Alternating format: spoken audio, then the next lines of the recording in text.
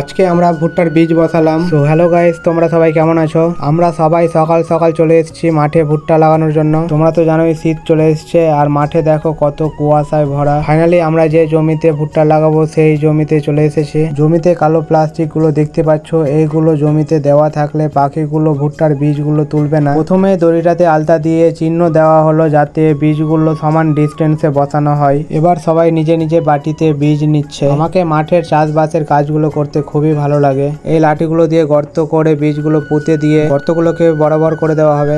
আর এই ছোট লাঠিটা দিয়ে সামনের দিকে মাপ দেওয়া হচ্ছে, কারণ প্রত্যেকটা গাছ ভালোভাবে বড় হওয়ার জন্য তার চারপাশে পর্যাপ্ত পরিমাণে জায়গা দরকার। আর সেটা যদি না দেওয়া হয় তাহলে ভালো ফলন হবে না। আর আশেপাশে দেখতেই পাচ্ছ ভুট্টা লাগানোর জন্য পুরো মাঠ চাষ করে দেওয়া হয়েছে। আর দেখো মাঠে কত লোকজন ভুট্টা লাগাতে এসছে। আর বীজগুলো দেখো কত সুন্দর সুন্দর। আমিও বীজগুলো নিয়ে বীজগুলো পুঁততে শুরু করে দিলাম।